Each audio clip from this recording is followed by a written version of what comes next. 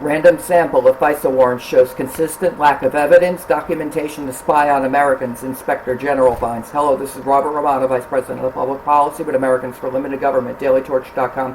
Hit that subscribe button. Today we're going to be talking about the Foreign Intelligence Surveillance Act and a random audit that's been taking place by Department of Justice Inspector General Michael Horowitz. He's taken a random sample of FISA warrant applications and has found that basically the FBI and the Justice Department are not verifying the evidence that they use to spy on American citizens. The Trump administration and the Trump campaign in 2016, before he was even sworn into office, had Foreign Intelligence Surveillance Act warrants taken out against the campaign. This gave the Justice Department and intelligence agencies unprecedented access to campaign emails, text messages, phone calls, and other documents.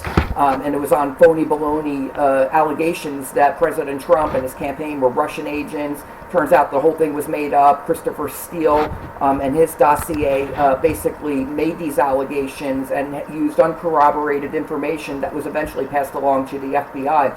By January of 2017, after BuzzFeed published this dossier, these were the allegations by Christopher Steele, former British spy who was hired by the DNC and the Hillary Clinton campaign to make these allegations, basically, which are handed off to the FBI and basically resulted in a FISA warrant against the campaign in October, beginning in October of 2016 and stretching all the way into the Trump administration. They were spying on the Trump campaign, then the transition, and then the White House, basically, we have to assume, going forward. And it was on erroneous allegations. The Mueller report eventually exonerated President Trump of being a Russian agent and his campaign. Because they didn't charge anybody. They didn't charge Carter Page with anything. Paul Manafort, George Papadopoulos, they weren't accused of being Russian agents. They weren't charged with that. They were process crimes. Michael Flynn, same deal. He wasn't accused of being a Russian agent. So now Michael Horowitz is looking up, and he's following up on his report on abuses of FISA that occurred in 2016 when Trump and his campaign were accused of being Russian agents. And this time he's taking a random sample of 29 FISA warrants, and it's unbelievable what he's found. He's finding a similar lack of evidence and documentation to support the electronic surveillance of Americans authorized by the top secret FISA court. He found that of the 29 applications, 4 lacked any information whatsoever supporting the applications, and 25 lacked adequate support or contained errors. In other words, the random sample turned up a 100% BS rate. Under the Woods procedures, none of them, which is basically FBI policy, none of these applications really should have been approved by the FISA judges, but all of them were. But for Steele and the 3 lost years of U.S. history chasing a fantasy that Trump was a Russian agent, this finding would be unbelievable. Now it confirms serious deficiencies in the entire FISA process. Let's take a look at the Inspector General report, the most recent one. Here's what Horowitz says, quote, "As a result of our audit work to date and as described below, we do not have confidence that the FBI has executed its Woods procedures in compliance with FBI policy. Specifically, the Woods procedures mandate compelling supporting documentation for each fact in the FISA application. Adherence to the Woods procedures should result in such documentations as a means toward achievement of the FBI's policies that FISA applications be scrupulously accurate." Why? As Horowitz explains, quote, "Our lack of confidence that the Woods procedures are working as intended stems primarily from the fact that, number one, we could not review original Woods files for 4 out of 29 selected FISA applications because the FBI was not been able to locate them, and in 3 of these instances did not know if they ever even existed. Number 2, our testing of FISA applications to the associated Woods files identified apparent errors and inadequately supported facts in all of the 25 applications we reviewed.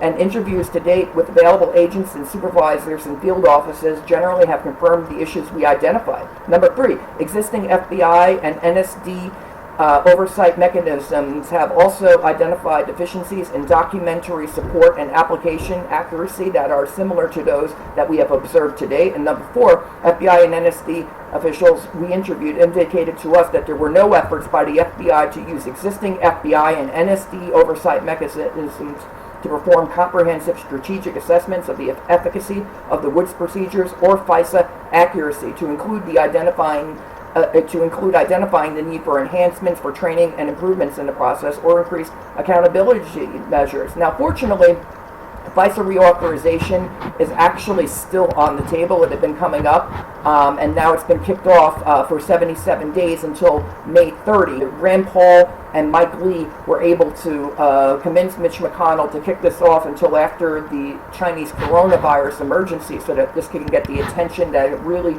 truly needs. This is unbelievable. You can't have the federal government spying on political campaigns, the opposition party, in an election year on allegations that they're Manchurian candidates or something, when it's all made up and they're not verifying any of the facts. And I believe as long as hearsay is allowed as a basis for the wiretaps of Americans who are not being accused of crimes per se, I believe that the system is going to be abused. It will be abused again. And I get it. Intelligence is likely often from hearsay, and you're probably not going to fly a human source intel agent into D.C. to have them appear before a FISA court judge, or even have them on the phone over a secure line. If they couldn't use hearsay against, then terrorists would get away, etc. These are all the arguments that'll be made. Oh, you can't do this to FISA. You can't not reauthorize FISA because then terrorists are going to blow us up. Well, maybe they shouldn't be using FISA then on political campaigns. Maybe just use it on terrorists, gangsters, and human traffickers and things like that, and drug cartels overseas. But don't be pointing it at American citizens, and certainly don't be pointing it at political campaigns without any basis in fact. That you can't even get an eyewitness here. And so this is just a terrible system. Intelligence is often hearsay, and they allow it all the time in the FISA court. And then when the Inspector General looks at the FISA applications, none of these applications, not one of them, had adequate support. And this was a random sampling. Is this what every single FISA court warrant application? If they truly had a representative sample, a randomized sample, and 100% came back to where they're not verifying anything, it's unbelievable. FISA might as well not even be there. The FISA judge might as well not even be there. They might as well just let the FBI and the CIA and the NSA just let them spy on whoever they want, because the FISA court's going to approve it anyways, no matter what the basis in fact apparently is. But Carter Page, he was the guy they were spying on in the Trump campaign. He was a low-level foreign policy advisor. He wasn't a terrorist. He wasn't a Russian agent. In fact, he was apparently a CIA operative that was in good standing with the agency at the time the applications were taken out, and the FISA application didn't mention this. The FBI did not disclose this information to the FISA judge ever. This couldn't otherwise happen but for lying about that. But apparently they lied about everything, and they kept it from the FISA judge. President Trump and his campaign were given the same treatment as Al-Qaeda. They treated them like Osama bin Laden. The same rules that apply to Al-Qaeda terrorists, ISIS terrorists, they're being applied to the Trump campaign in 2016 context. The Steele dossier was worse than hearsay, though. It was hearsay of hearsay. Neither Steele nor his source, who the FBI interviewed in January of 2017, even claimed to have ever had direct contact with the supposed Russian officials who were named in the dossier. So Steele didn't talk to the Russian officials who were claiming that Trump and his campaign were Russian agents, and his source, who the FBI interviewed after BuzzFeed published the dossier in January 2017, that source was contradicting things that Steele had said. So their witness had folded by that time when it began interviewing Steele's sources months after the spying warrants had already been obtained on the campaign and renewed after the election. There's a reason the treason clause of the Constitution requires eyewitnesses to bring a case. It's because the framers wanted to eliminate basically ridiculous cases that were totally fallacious. According to a Constitution Center paper by Paul Crane and Deborah Pearlstein, quote, this is the treason clause now, quote, the treason is a unique offense in our constitutional order, the only crime expressly defined by the Constitution, applying only to Americans. While the Constitution's framers shared the centuries-old view that all citizens owed a duty of loyalty to their home nation, they included the treason clause not so much to underscore the seriousness of such a betrayal, but to guard against the historic use of treason prosecutions by repressive governments to silence otherwise legitimate political opposition. Debates surrounding the clause at the Constitutional Convention in 1787 thus focused on ways to narrowly define the offense and protect against false and flimsy prosecutions. So they put an eyewitness requirement into the Constitution if you're going to accuse somebody of treason. And so here, no eyewitnesses. Trump was accused basically of treason, his campaign, but there were no eyewitnesses. There was hearsay intelligence that was allowed into the FISA court. How to witch hunt got as far as it did when the FBI knew in January of 2017 that the sources were contradicting one another is a wonder. The fact that Mueller kept that out of his report is unbelievable. All he said was that they didn't find a prosecutable case on the conspiracy with Russia aspect. He left that part out where one of the reasons that was the case was because Steele's source had folded before Trump was even sworn into office. This whole thing could have been interdicted before Trump was even sworn in. There shouldn't have been an ongoing investigation into the Trump administration when he got sworn in, because they should have already known by then. The top brass at FBI and DOJ, they should have known that the source had folded. The fact that similar problems arise when Horowitz took a random sample of FISA warrants is beyond alarming.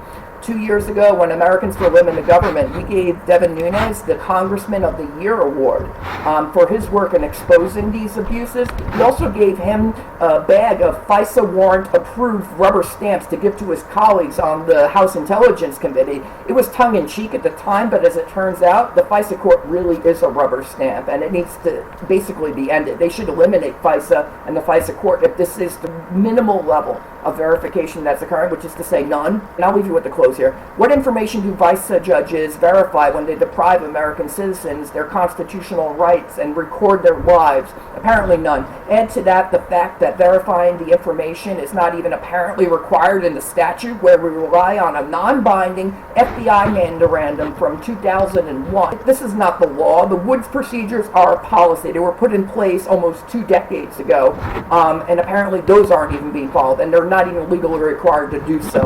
They need accurate information. You're going to spy on American citizens, you better have a darn good reason, and you better have eyewitnesses to say the information should be accurate, and the system is beyond inadequate. It's a deliberate negligence by Congress and the Justice Department alike. How can this be fixed so that this never happens again? That's the commentary. This is Robert Romano, Vice President of Public Policy with Americans for Limited Government, dailytorch.com. Hit that subscribe button, ring the bell for notifications, and have a good day.